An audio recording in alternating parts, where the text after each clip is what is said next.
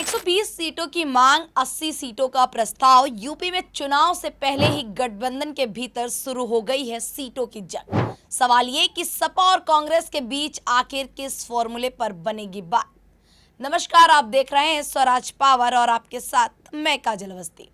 उत्तर प्रदेश विधानसभा चुनाव 2027 में भले ही अभी समय हो, लेकिन राजनीतिक दलों ने अपनी चुनावी रणनीति तैयार करनी शुरू कर दी है। खासकर इंडिया गठबंधन के भीतर सीटों के बंटवारे को लेकर चर्चाएं तेज हो गई हैं। सूत्रों की माने तो कांग्रेस इस बार यूपी में 120 सीटों तक की मांग कर सकती है, जबकि समाजवादी पार्टी कांग्रेस को करीब 80 सीटों के फॉर्मूले पर राजी करने की कोशिश में है। ऐसे में सवाल उठ रहा है, क्या कांग्रेस अपनी मनवा पाएगी या फिर सीटों का बंटवारा राजनीतिक ताकत और जमीनी हकीकत के आधार पर होगा। यही वजह है कि सीटों का यह गणित अभी से राजनीतिक गलियारों में चर्चा का विषय बना हुआ है।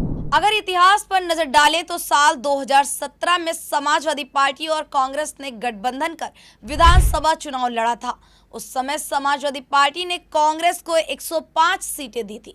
हालांकि चुनावी नतीजे उम्मीदों के अनुरूप नहीं रहे और कांग्रेस सिर्फ 7 सीटें जीत सकी, लेकिन पार्टी कई सीटों पर दूसरे स्थान पर रही थी, जिससे उसे भविष्य के लिए राजनीतिक आधार मिलने की उम्मीद थी।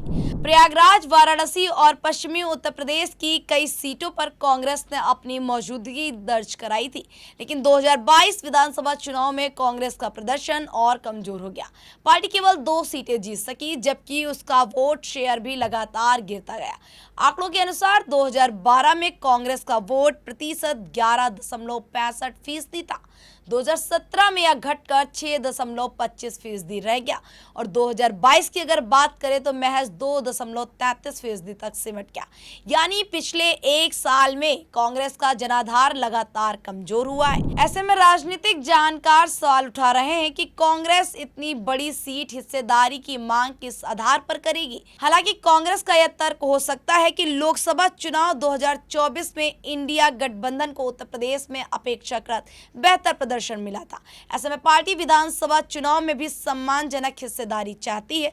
दूसरी तरफ समाजवादी पार्टी राज्य में मुख्य विपक्षी ताकत होने के नाते सीटों के बंटवारे में अपनी मजबूत स्थिति बनाए रखना चाहती है। राजनीतिक जानकारों का मानना है कि अंतिम सीट शेयरिंग फॉर्मूला सिर्फ पुराने आंकड़ों पर नहीं, बल्कि क्षेत्रीय प्रभाव, जाति समीकरण, संगठनात्मक ताकत और उम्मीदवारों की जीत की संभावनाओं को ध्यान में रखकर किया जाएगा।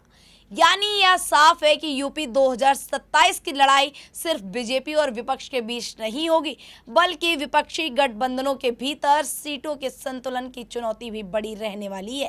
कांग्रेस अपनी राजनीतिक जमीन मजबूत करने के लिए ज्यादा सीटें चाहती है, जबकि समाजवादी पार्टी जीत के समीकरण को प्राथमिकता दे रही है।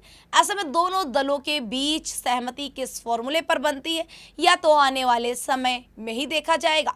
फिलहाल सीटों के बंटवारे पर कोई अंतिम फैसला नहीं हुआ है, लेकिन इतना तय जरूर है कि यूपी विधानसभा चुनाव 2027 से पहले सपा और कांग्रेस के बीच सीटों का गणित सियासत का बड़ा मुद्दा बनने वाला है।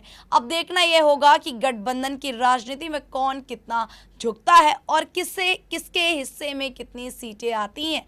ऐसी ही तमाम बड़ी खबरों को देखने के लिए देखते रहिए स्वराज पावर।